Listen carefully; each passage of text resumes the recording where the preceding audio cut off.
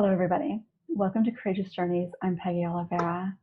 Thank you for joining myself, Terry, and Dave for this courageous conversation on race, part 2.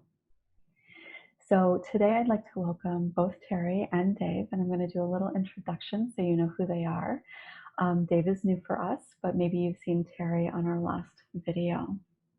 So Terry Parham is a Boston native with a bachelor's degree in criminal justice. He retired from the DEA after 30 years, 10 of those assigned in South America. He's a business partner, consultant, and an aspiring author who is passionate about discussing race and racism in America and hopeful that candid talks will become the norm to help create societal change. And Dave Wilson is a California native with a bachelor's degree in police administration. He has worked as a deputy sheriff, criminal investigator for U.S. Customs, DEA for 21 years, and then 13 years as an executive director of the Association of Federal Narcotics Agents. I feel a little out of my league here. But it is really great to welcome you both here. Glad to be having this conversation. Happy to join you. And thank you both for being a part of this, for helping kind of open minds and hearts, helping people see themselves in these conversations to help create the societal change that we are really hoping for and that we desperately, desperately need. So thank you again for watching. I would love to hear from you, what your thoughts are, your comments, your experiences. And I'm going to start with having Dave kind of explain a little bit about how the three of us came to be on this call, and then I'll have Terry kind of follow up a little bit. So Dave, please. The beginnings, so far as my participation is concerned, started probably 6 or more years ago, where I was in a social setting with Terry and his wife and my wife, and a gathering of retired federal narcotics agents on a trip in a bus. And on that trip, there was a conversation being held quite some distance from us on the bus, but was, how shall I say, animated. It was clearly audible throughout the bus. And one of the participants in that conversation frequently used a racial slur. I did not know Terry on the job very well at all. I knew of him. He and I had met briefly prior to this, but in our retirement, I knew him better than I did when I worked with him. And I was horrified. And I was frozen. I did nothing, much to my enduring shame. And it took me the better part of 2 years to try to make peace with Terry. I hope I have, wherein I told him of the incident, which he was not aware of. But I told him of the incident, my reaction, and my failed reaction to the incident, and that I felt very poorly about it. He and I spoke a couple of times subsequent to that. This is probably now 2016 or thereabouts. Subsequent to that,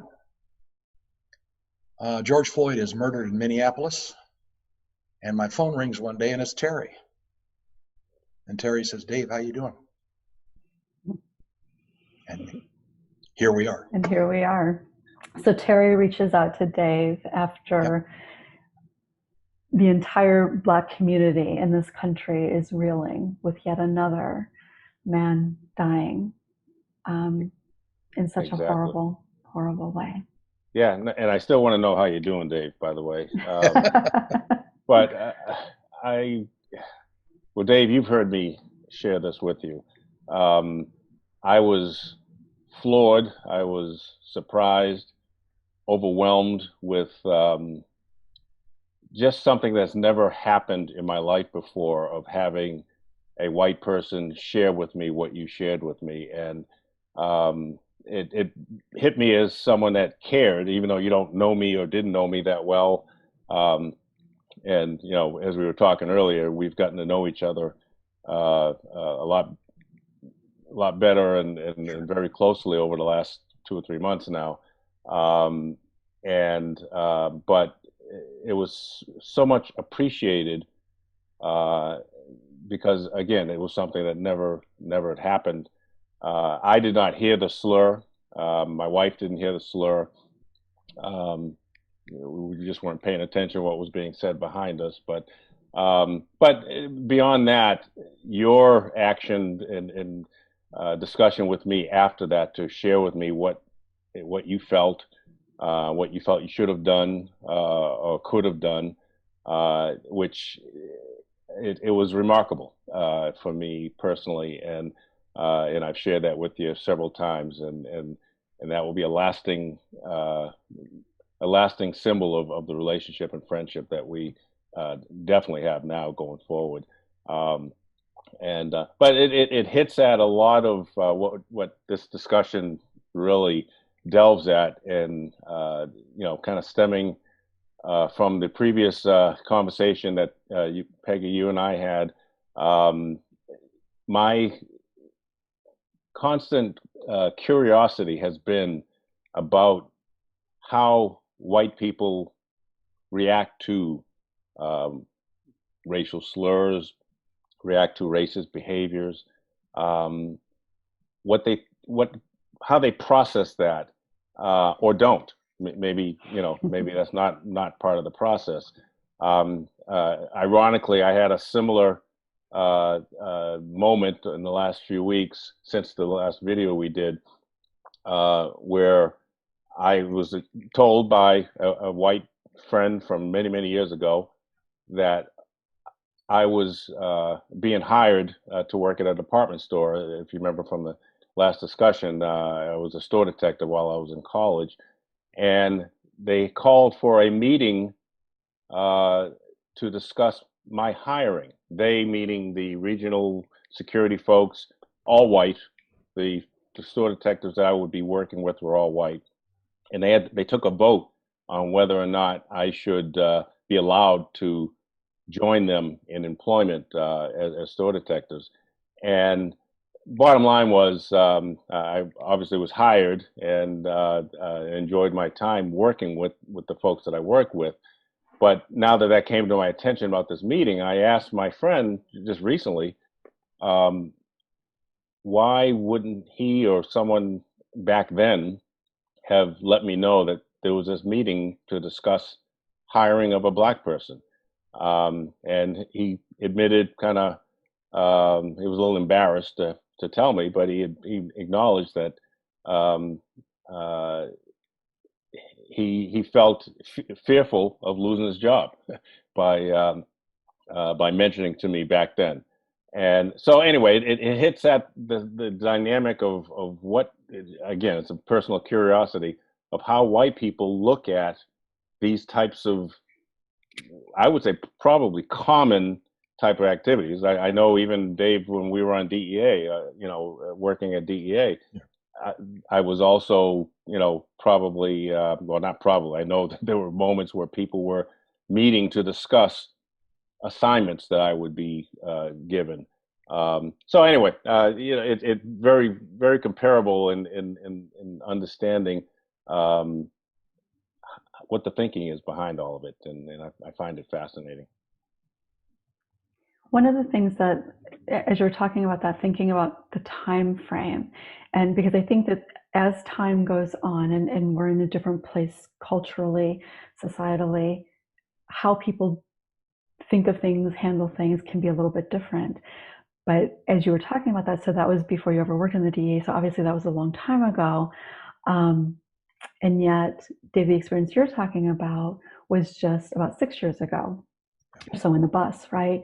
So even though a lot has changed from over 30 years ago to 6 years ago, that underlying thing that causes that creates the society where that continues to be the way that people respond or don't, is still very present. And I believe that part of that is because it isn't talked about, because experiences on either side are not talked about, whether it's somebody as a white person and the experience they have. Like that man probably didn't talk about that. The guy that worked with you as security, he probably didn't go around having a conversation about that with a lot of people, because he probably felt, especially as time went on, probably not great about it, which it doesn't seem like he was, but unless he would have been an outright racist, then he would have been proud of it and and talked about it with the kind of people that he would have talked about it with. But it isn't something that continues to be talked about. People have a difficult time, Dave, as you were saying, that you had all this feeling about it, that you felt badly about it, but didn't say anything, and then didn't know what to say, and really kind of struggled with that.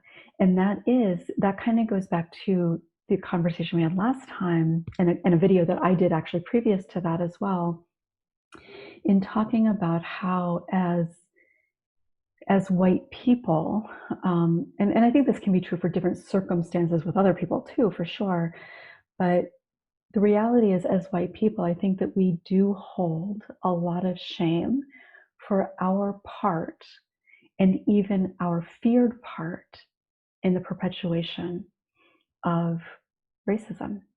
Even if we feel ourselves that we're not racist, if somebody says something and we don't say anything, or even if we do say something, but maybe it's not enough, whatever that might mean, there can be a lot of shame that is there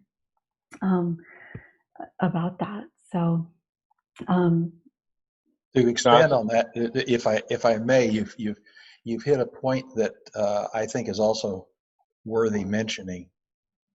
There is shame associated with being told that you got where you are at the expense of somebody else. And to be able to come to that understanding that we swim in a pool of water, all of us, and that to some of us, that water is very toxic.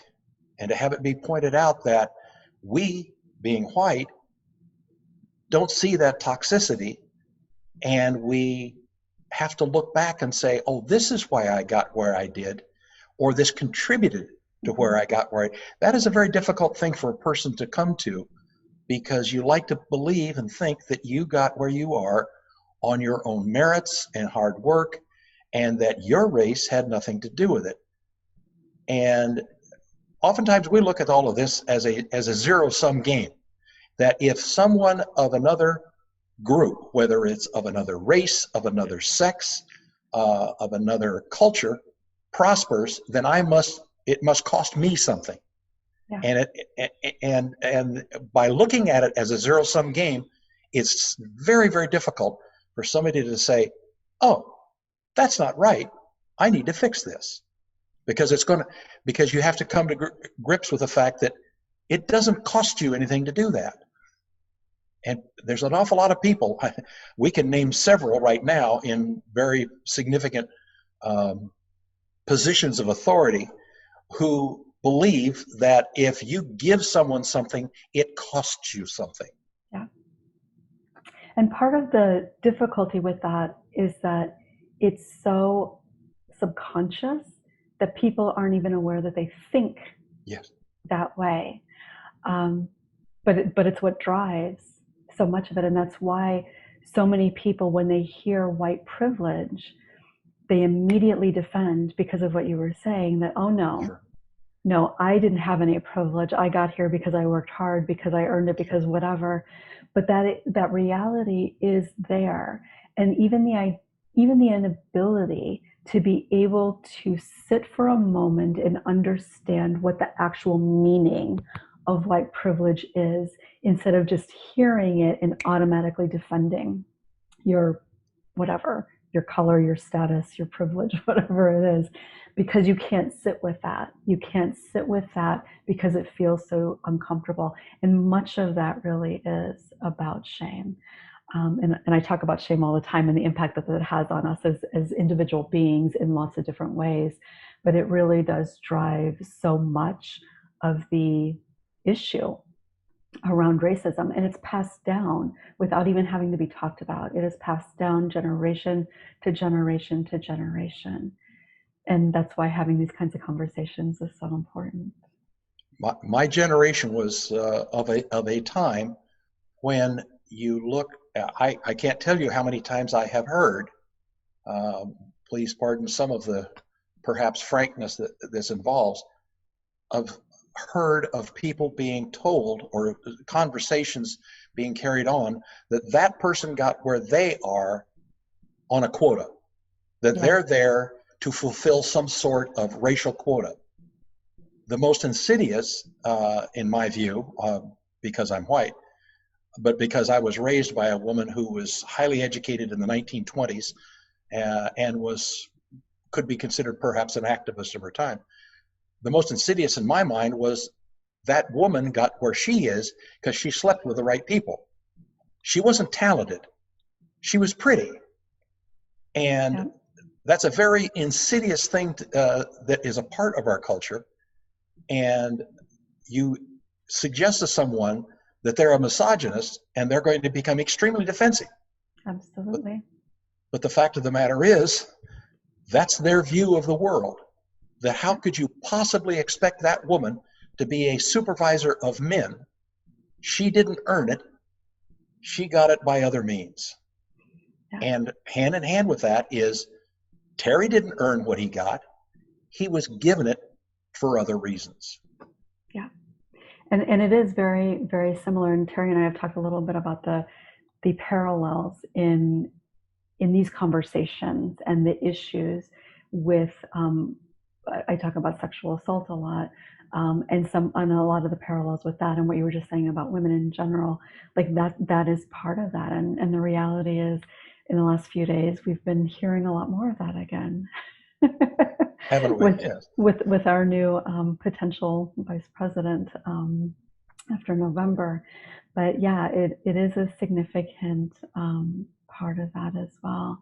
Terry, I think you were gonna. Yeah, no, it still kind of circles in my mind over a sense of apathy that the white mentality of the white environment, or white culture rather, has when you talk about racist behaviors, and we were talking earlier about what is the definition of racism, or what is the definition of a racist behavior, and it's subjective in some respects, but it's clear in someone that looks like me perspective. And I mean, I even take it a step further and ask the question, what should be done with a racist? Why is racism, or why is someone who is identified as a racist, why is that acceptable in our society? And it's it's more for discussion at this point, but it's something that I, as an African American, feel that there should be some clarification to that question. And Dave and I have talked a little bit about what happens in the world of law enforcement, in a police department, or within DEA, if someone is identified as a racist. What happens? I can tell you most likely nothing generally happens unless they do something that creates some kind of discriminatory act or practice or whatever it may be. So it's like a society that says on one hand that racism is bad, it's evil, but if you happen to be a racist, then we really don't have the means to deal with you. Well, I think the last few years have really shown that, right? Yeah. Because it has become a much more kind of front and center even before George Floyd's death. And it's happened with other Black boys' deaths as well. Some Black female, but mostly Black male. But it has been at the forefront in the US anyway, more so I think in the last few years as well. Right. And I think kind of, what do you do with a racist? And I think there's a societal aspect to that. And then there's certainly, like, in particular institutions, what do you do about it? Because I think there can be I think on both it needs to be addressed, but certainly when you work in an institution that is very much an institution, like an old institution run by white men in particular, then it's going to look very different what you do about a racist than if you work in a social service agency and there's somebody who is a racist. It's going to look very different. It shouldn't look very different, but that is the reality. And so I'm happy to kind of talk a little bit more about that. I don't know if Dave has anything to add to that, but I think it would. I think it also would be really interesting, Terry, to hear your perspective of what do you think should happen? What would both maybe in a particular institution, maybe more kind of societally speaking. Not to put you on the spot, but I think that your perspective is kind of matters a little bit more right now. Like it's up to the white people to change it. Right. And we have to, like from my perspective, if we see racism, if we see somebody using racist language or ideas, we have a responsibility to call it out. I mean, to me, it's that simple. We have a responsibility and I think that is what at the bare minimum has to happen, is to call that person out, call the behaviors out. I get it. I used to work in public affairs for DEA, and so I know kind of like how an agency or an institution would grapple with the subject. And recently they even came out making a statement publicly in the press that racism is not tolerated within DEA. That's the standard line. It falls short of acknowledging that racism exists within an agency, and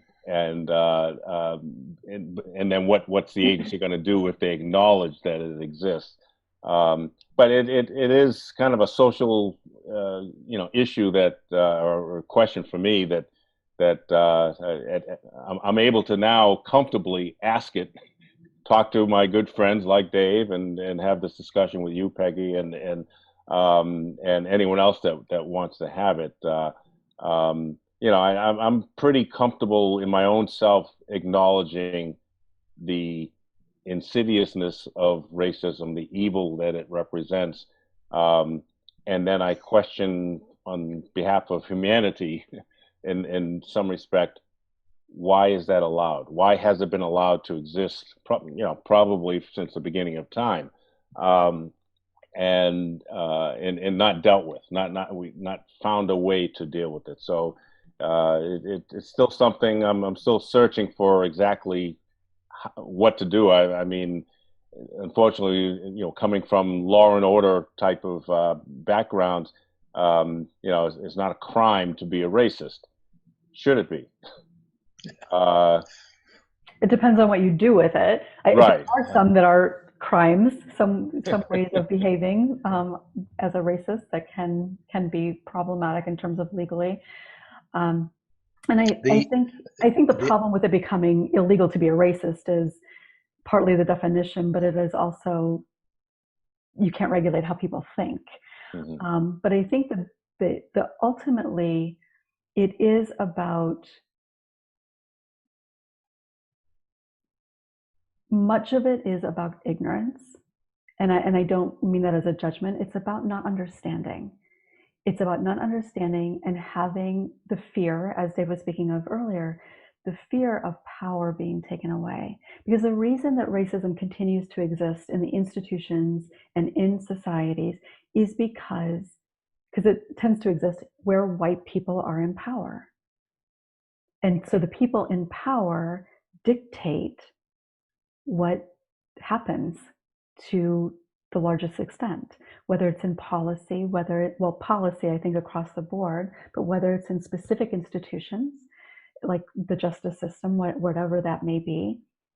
And part of the reason that people who have racist tendencies have views that are based on ignorance is the idea that if people of color, Black people in particular, have more positions of authority, then suddenly everything's going to skew, and then Black people are going to be in power and white people are going to be disempowered. And honestly, I think part of that intergenerational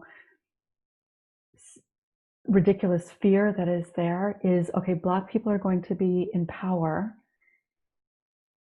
and ultimately I'm going to end up as they were when they were brought here as slaves. Now, I don't think any white person is going around thinking I'm going to end up being enslaved, but it's that level of fear that the tide is going to turn and they are going to end up in that position. And again, we could kind of say the same thing about male and female, about gender roles, as was talked about just a little bit ago. There's the idea that if women are in positions of authority or power, then what does that do for the men who have to go to them, who have to listen to them, whose behavior is dictated by the policies that are set by women? And so when you are in a position of power, if that is threatened, because it is a perceived threat, if it is threatened, then people fight against that. I have a wonderful example, I think, anyway, that speaks to just what you said. Here, recently, you may have read in the news that the city of Seattle is struggling with a number of marches, peaceful and otherwise, as it relates to the death of George Floyd. The upshot of all of this has been a great deal of criticism of the Seattle Police Department. Recently, the Seattle City Council, who happened to be probably as progressive and as far to the spectrum of left politically as any city council that you could name, decided that a specific amount of money would be removed from the police department's budget, and that the money that was to be removed was to not only be taken from their budget, but that it was to take away their capacity to do very specific tasks that the city council found offensive. And so they specified portions of the Seattle Police Department would not be reduced in their capacity, it would go away forever.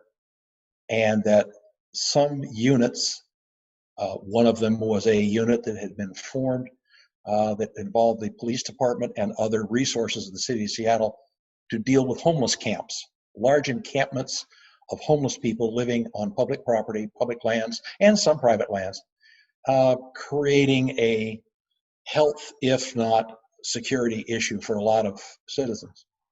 These were defunded. The city council came out by fiat and said, this will no longer serve.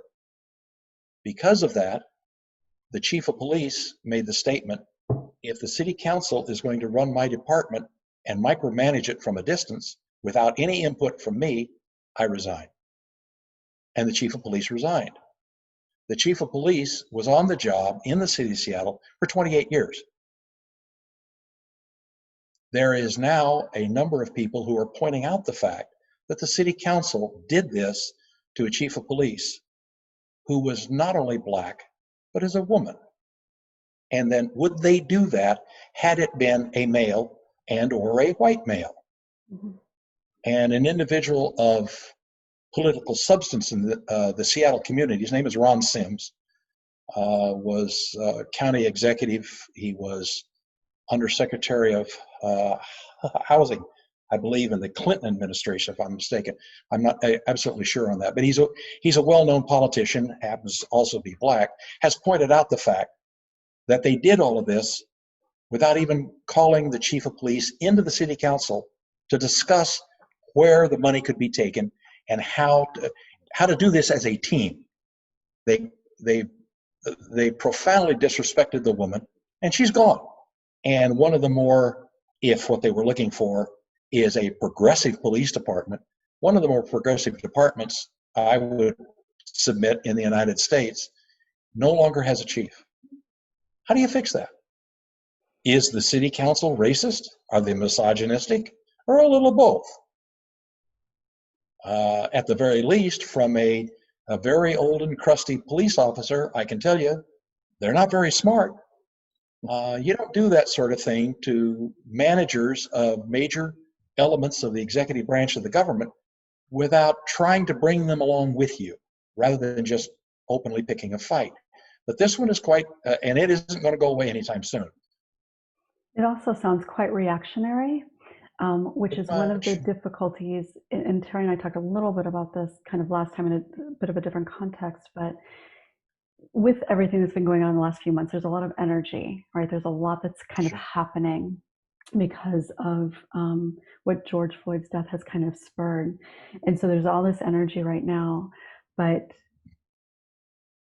nothing's going to change. So everybody's kind of saying, okay, what are we going to do? We got to do this, we got to do that. But nothing's going to change if we can't sustain it, because this is not a short-term kind of thing. And that sounds quite reactionary, that they didn't really take time to consider not only not including her, but to actually consider and look at all the different pieces of that. And the whole defunding of the police is an interesting topic. And I, as a social worker, am quite interested in that as well, because one of the things they're saying is social workers will kind of take over some of that role, which social workers have actually worked in police departments for quite some time, some of them anyway. But that is, like you said, an example of not only the racial aspect of that and even the misogynistic part of it, but also what do we do? How do we handle this? So they bypassed her. What do we now do about it? And that is a question I think that we have to keep asking ourselves every single day for all of us. And again, white people ultimately have the responsibility, because it is white people, even though I personally don't have any power to change anything policy-wise, I still have the ability to be listened to more than a Black woman. Maybe not a Black man, because I'm still a woman, but I'm definitely going to be listened to probably more than a Black woman. So I still have a responsibility to use my voice when I can, to speak up, to speak out. But we have to keep doing that. Let me throw in a question then. I think you asked me this in the last video, but I kind of want to throw the question out to both you and Dave. What do you want? What do white people want to see happen? We're talking, we kind of all kind of comfortably say we want change, we want progression or a sense of progress. You know, it really hits at what does an equal society, a fair society, a non-racist society look like? What do, from a white perspective, what comes to mind is what you would feel comfortable being a part of? So are you asking as individuals or speaking for white people? No, well, if you dare speak for white people. No, individually. I mean, with your own personal perspectives. I know, Peggy, you've shared in general, you know, your concern and you know, the deep concerns you have for what's been going on in the society. I'm, you know, as we strive to improve, as we strive to, you know, keep ringing that bell and screaming as loud as we can and showing the anger and frustration through protests and things. What do white people want from this? What will be kind of accepted within the white mentality, the white culture? Well, first I'd like to just generally say, we can't think about what is accepted in the white culture. That's part of the problem. Because who cares if it's accepted in the white culture? Too much has been accepted in the white culture. That's what needs to change. So I just want to say that generally. But Dave, go ahead. There's more, obviously, to that. No, yes, nice handoff. No, you're absolutely right. I can speak for old white guys named Wilson, but that's about as far as it goes. I have to say that there are so many things that mitigate against the solution. I can, from a personal standpoint, from David's viewpoint, one of the reasons I didn't speak up that has brought us here today, but I have thought about why I fail to say anything, why I fail to speak up. And it's a whole menu of issues. It starts with lazy. It's hard work. Terry, I got to tell you, it's damn hard work for me to talk to you and not worry about saying something profoundly stupid. That takes energy. That takes thought. And as humans, we like to take the easy way out. Let's don't. Oh, come on. Let's move on. Let's move on. I love that expression. Well, let's just move on. No, let's not. If you do too much of that, nothing gets fixed. So that's a part of it. A part of it is back to what I talked about before. So many of us, and I've done this, and to some degree, I probably still do some of this. It's a zero-sum game. If I grant you the ability or the if I accept your position, it's going to cost me something. I have to give up something to allow you equality. Really? Can I ask a question about that quickly? Sure. So what you just said, do you believe that consciously? Like, do you have those thoughts consciously, or do you recognize that that's been a belief buried deep inside? The latter, absolutely. Okay. Yeah, I think that's an important point. That's not something that people are prepared to admit to themselves. That it goes back to the metaphor I used earlier, that we're swimming in this water that has a certain toxicity to it that the white fish, they don't recognize. They don't recognize that it's toxic to some of the other fish in this pond. Yeah. And consequently, to fix the water, we look upon that as costing me something, because right now, I can't tell you how privileged it has been to be a white man. I like it. It's nice. So why would I want to go through all of the work and the toil to make it different for anybody else? Because I'm good. I'm okay. Leave me alone. And a lot of that comes to my third point, and that is the ability for our species to empathize with other members of our species. And we have a horrible time doing that. And we don't have enough time on the clock to talk about all of the times in history where we have self-segregated into groups and killed one another in the name of God or some other purpose, and fail to empathize with those that we bring to harm because they're not really of us. They're not really people. They're something else. Now, we don't say that and we don't articulate it out loud, but somewhere that's part of what drives us. And to overcome that, again, is a lot of work. It takes energy. Yes, the indigenous people of this country would certainly agree with that. Well, I would think so, yes. Yeah, absolutely. So, Terry, for me, there's a lot of change that I want to see happen. And there are very specific laws, policies, that sort of stuff that needs to change, that I would like to see change.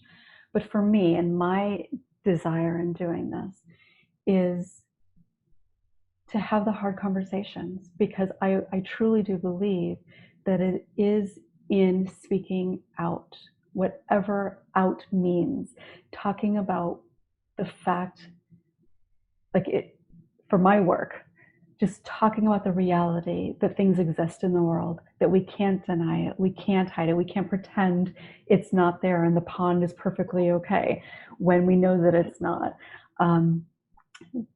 I really do believe that the change happens when people have awareness and understanding. And the fact that we haven't talked about it historically, the things that have been said have been lies or fabrications, myths that have been perpetuated. We have not heard the voices of regular people. And until we do, things will not change. Right. We have to be able to understand that the problem exists. And when people aren't actually talking about it, then the only ideas that we have that there's a problem that exists, it's easy for people to say, oh, well, you're just way over here, or you're just way over here. You're just a pacifist and liberal and bleeding heart, or you're just an angry Black person who feels the world's taking advantage of you. Like, those are the ideas, and people continue to perpetuate that. But when we can actually have a conversation and listen to one another and have our eyes open to something that we weren't able to see before. No, it's that also, and white people tend to use it as a trump card in a sense, pardon the pun, and that's the art of denial, and the ability to deny things. I had a friend of mine use a racial slur, not against me, it was more in conversation. And when I brought it to his attention of what he had said, he immediately said, "I didn't say that." And I said, "Yes, you did. I just heard you say it." And there's something psychological that goes on with where they have that ability, and they think it's, might have some power behind it of saying, if I didn't say it, or if you didn't hear me say it, then it didn't get said.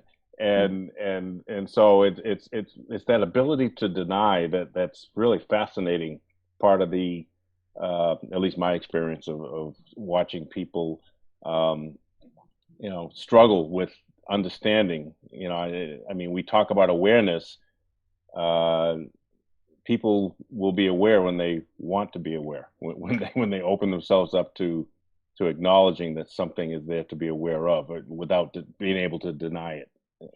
I agree with that. I do agree with that. There are certainly a lot of people who are probably never going to be open to hearing it. But I think that even historically speaking, because, like, for example, I've talked about my family that was racist. Their views were certainly racist. Even some of the way that they spoke, separating Black people, predominantly Black people, from white people. But it really came from ignorance. It didn't originate from hatred. It came from a lack of understanding. It came from not knowing Black people. It came from the ideas that somehow Black people are different. And of course, they must be worse because they were owned, or because they don't belong here, or whatever it was. But that is information that was given. I'm not excusing my family, because everybody has a responsibility to educate themselves. But I think that the reality is that that's where so much of it comes from, is a lack of awareness. And I believe that there are people, and we can see that now from the number of non-Black people who are having conversations and in the streets protesting and everything. But I think there are people who just don't have the understanding, and they are afraid of saying the wrong thing, and so they just keep their mouth shut. And denial can be intentional. We've been seeing a lot of that, and that is what that man did. That was very intentional. But the reality is, denial is often a coping mechanism that is not conscious. So let me excuse it. I talk about denial all the time as an unconscious coping mechanism. And it's when it's used as an unconscious coping mechanism that we have room, by having conversations, by people listening to other people's conversations, where we have room to get them to consider a different idea. Right. I still want to get at a point that Dave made of, if white people are afraid of giving up something, what is it you're giving up? Power. Absolutely. Power. Perceived power. Mm-hmm. It is power ultimately, but it's mostly perceived power. Yeah. And that's true for anybody in positions of authority. Police. Mm-hmm. They don't like it when I almost got arrested because I was advocating for a rape victim. Just advocating for the rights that she had as a rape victim, but the police officer didn't like being challenged, didn't like her authority, a white woman, didn't like her authority challenged. She threatened to arrest me. She called my supervisor, my superiors, wanted me fired. She didn't like her position questioned. She didn't Right. like me telling her that my client had a right to not speak to her. Right. People in positions of power need to hold on to that power because it feeds their ego. It feeds their sense of having some control in their lives, because it's likely that without that power, they feel like they have no control. And That's all very true. Yeah. when you've had power, it's why a lot of politicians go into politics with good intentions. And the more they're in politics, the more they start allowing money to influence, allowing people in positions of more power to influence their decisions. Power is what drives a lot of very harmful behavior to any number of things.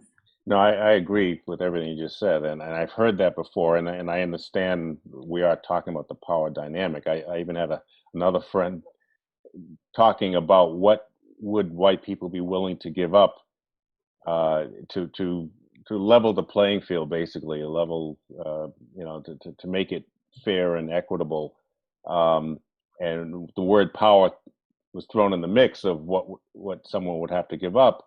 And the response to me was, "That'll never happen." and and I mean, we were joking, but actually talking truth, of how people actually think today, and or have thought for hundreds of years, I'm sure. But that's part of the problem, though, is that you actually don't have to give up power. One of the things that I've seen, and I don't remember the exact wording that goes along with it, but it's kind of like the idea that it's not pie. There's not a limited number of pieces. White people don't actually have to give up power for there to be racial equality or any equality. Actually, white men don't have to give up power for there to be equality generally. But there's a fear that you will lose power, like having a female president. Men have difficulty with the idea of a female president. Not all men, of course, but a lot of men, again, and sometimes it's not even conscious, but the idea of a woman in that kind of position of power and authority feels kind of uncomfortable. You're not actually giving up anything if it's a woman as a president versus a man as a president, but it's a perceived loss of power because that person you've seen as less than. And so now if they're in this highest position, that means I'm not. So it's not actual power that anybody actually has to give up. It's a perception. Then what is it? It's a perception of power, and perception is everything. Yeah, exactly. Exactly. Yeah, absolutely. There's a fellow that has been a part of our conversations between Terry and I, a friend of ours named Gerald Chapman, who's also black, an agent, DEA for years. And he has sent me a couple of 3 different things to read and to look at. I'm finding at my age that I actually do know how to read. It's kind of interesting, but one of the people that he sent me to was George Orwell. And one of the quotes out of that is if I'm going to butcher it, I know, but Orwell said, no one accedes to power with the idea in mind that he's ever going to give it up. And that's kind of what we're talking about. And Terry's right. To create equality, if you put the idea in the mix that power has to be a part of that, well, it probably isn't going to happen because whoever's in power doesn't want to give it up. Yeah. And again, that's why conversations are so important, and help and understanding that we definitely, no matter, again, whether it's gender or race or sexual orientation or religion, that we as humans generally have far more in common. Our desires for our lives and for our families are much more similar than they are different. Nobody, no reasonable, healthy person actually wants to control anybody else. But that fear of being controlled, I think, exists for anybody. But the idea of power and control, if you think about it again, I speak and work in sexual assault. Sexual assault is about power. It is about Sure. power. But yet, when you look at it, when the average person thinks about it, how does that seem like it's about power? But it is absolutely about power. The sexual assault is the tool. Racism, keeping people behind bars. And if you think about, and I don't know enough to speak about it. I know it in my own mind, but I can't lecture on it or anything like that. But if you think about going back historically, putting Black males in jail was about controlling what was happening outside. Because if Black men had the ability to live their lives, then it was going to negatively affect white people, which was not the reality, but it was a perceived reality. And obviously, we're still dealing with the repercussions of all of that. Well, I say we, as a society, it's Black people that are actually suffering the consequences of that. But no, but you're right. The importance of continuing these talks with everyone and anyone that wants to be a part of these discussions. I've received a lot of very positive feedback from our first video of encouraging me and a desire on their part to be a part of continuing discussions. There's a lot to this.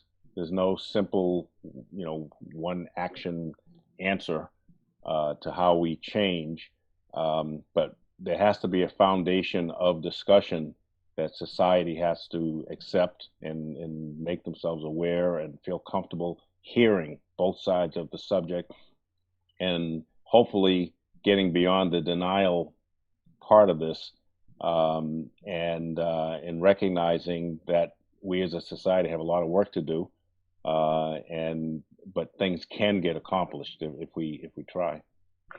absolutely. And that idea of working to get people out of denial, going back to a parallel here, not just myself, but I, along with a lot of other people, have been trying to get people out of denial of the reality of sexual abuse and assault for a very long time, 20 years.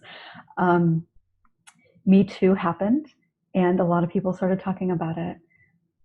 But you notice for quite some time now, there's not really been much talk about it.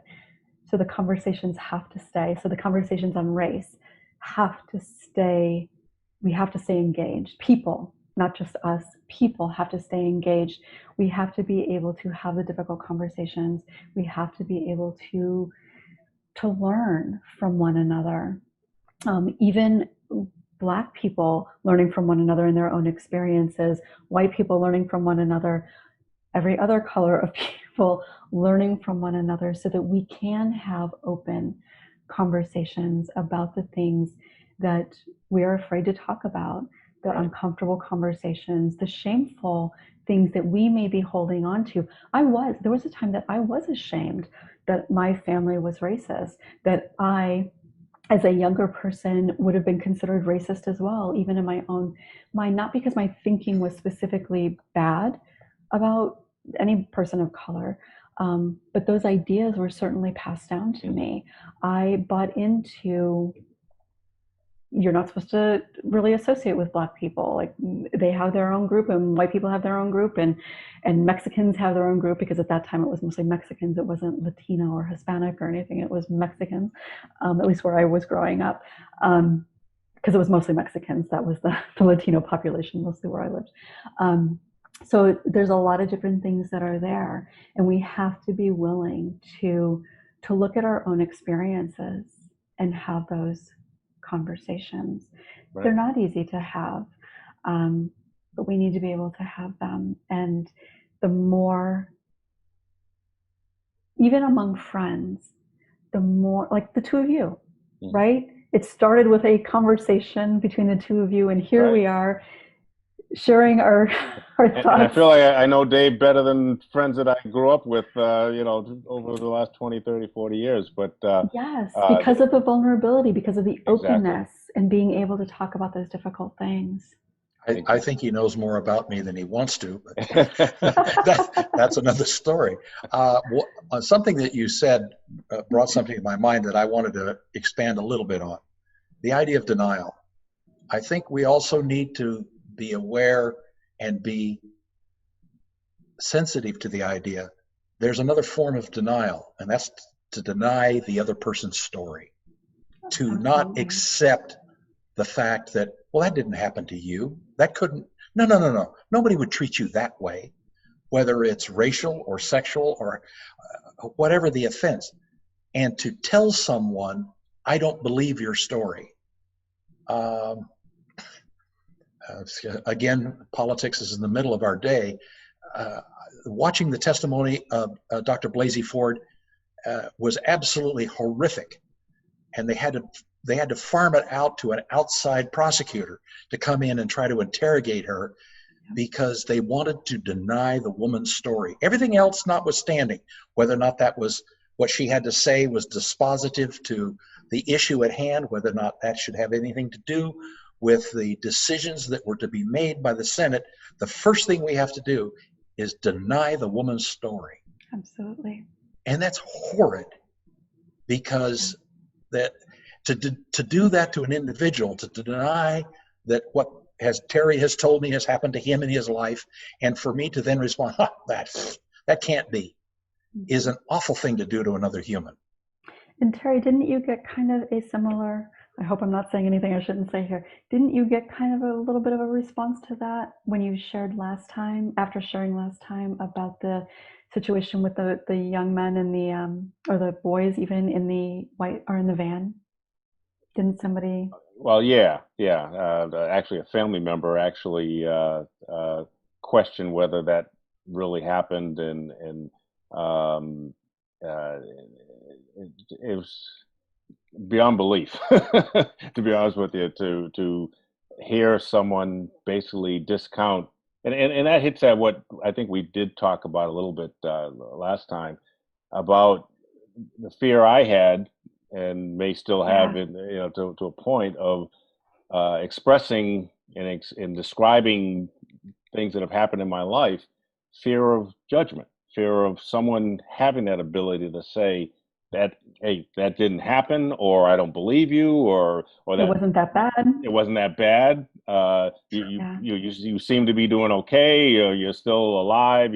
Seem to be happy and smiling, and you don't seem to be damaged at all from that. And so that is kind of part of the human condition in a way, and it's something that we definitely have to hopefully overcome sometime as well. Yeah.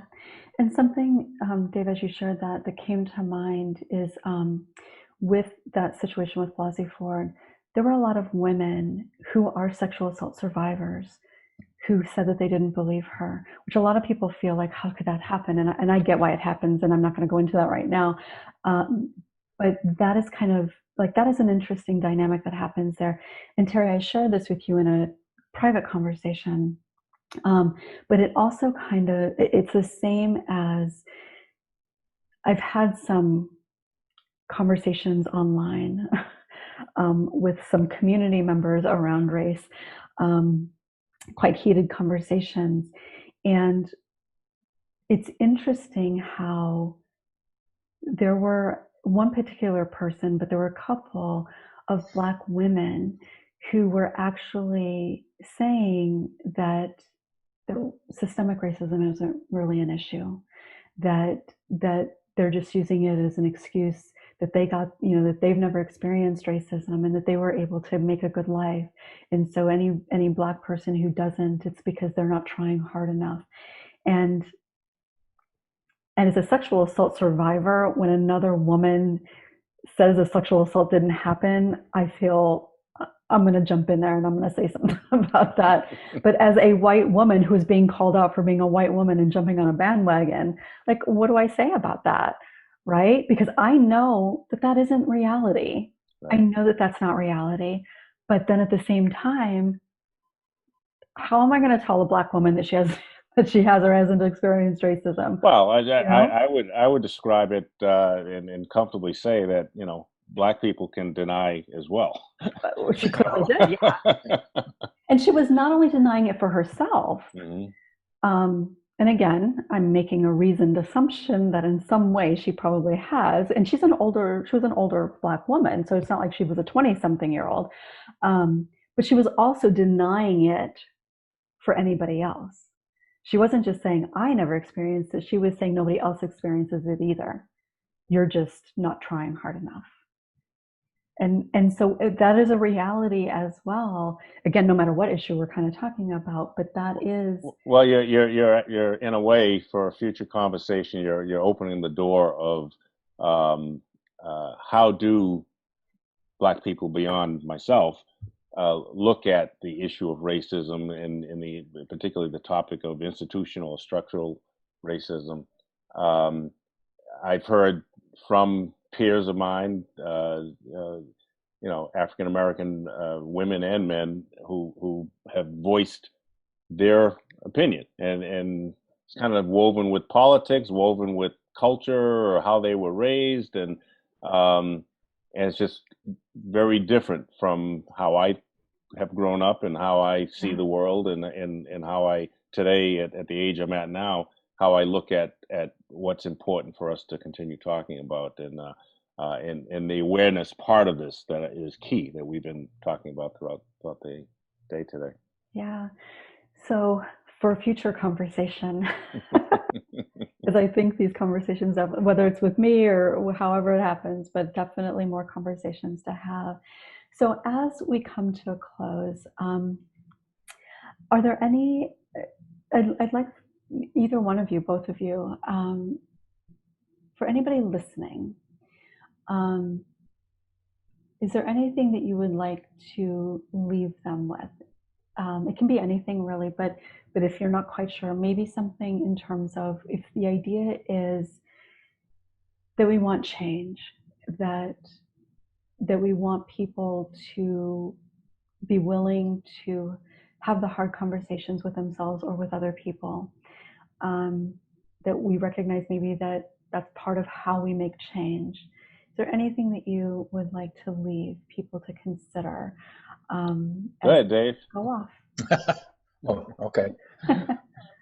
There was one thing that I would like to leave your listeners with, perhaps, that we kind of touched on a couple of 3 times regarding the incident that brought Terry and I to this point, and that is the death of George Floyd. I would like to point something out from the perspective of a police officer. 32 years of involvement in law enforcement in various forms and sizes. If you brought to me, or if I was in the position of being a police officer, you could present to me a defendant who is the largest, strongest, most athletic defensive lineman in the NFL, and he's handcuffed behind his back. I alone, a aged, undersized white guy, can control him to the point I can make him cry like a baby. That never should have happened. I have had this conversation with many of my law enforcement friends of all stripes, men, women, black and white, and it's pretty much agreed across the board. They had him standing, handcuffed behind his back. It's game over. There's nothing else that could possibly go wrong, and it did. I want people who are not involved in law enforcement to look at the incident with that in mind, rather than allow for others who are apologetic in a way of, well, he fought with them, he was abusive, he was this, or he was. They allowed that to get out of hand, and it's a damn shame, and it never should have happened. Not to mention that on video we don't see any of that aggressive behavior from him. Well, there's that. Yeah, Terry. Right. And I think that's a very good point, and I appreciate you saying that, because I think that is part of the challenge of what's happening right now, is people are looking at it in black and white, so to speak, just very all or nothing terms, and buying into the reality. I can't imagine being a police officer and being faced in those situations day in and day out. And when I say those situations, I mean potentially dangerous situations. Like, that can't be easy every single day of your career. But that isn't the reality, as you pointed out. And I think it is important for people to have that understanding from a law enforcement professional. So thank you for sharing that. Well, I concur with everything Dave just said. To me, and this definitely it sounds like maybe one of your future conversations, but the issue of police culture is really, for me personally, is kind of at the crux of how that can happen, and many of the other incidents over the last several years have happened. But as far as a message, kind of following through from our last conversation, we need to get to know each other. Dave and I have talked about the importance of relationships, and how that plays into being able to communicate and getting to know and building that comfort level. I mean, even you and I, Peggy, we've just basically met over the last several weeks, talking, on video chats and emails and things. And, but what we're accomplishing, we're getting to know each other. We're getting to hear how, a little bit about personal background and my personal background, Dave's personal background. And as a society, we build on that. We walk away with a better understanding of fellow man, basically. And so I think that's really important that we, I don't know how we're going to get the end game of change. I've commented before, I don't know if I'll be alive when that happens. I do feel a need and a passion to be a part of the discussion while I am alive, while I can still speak.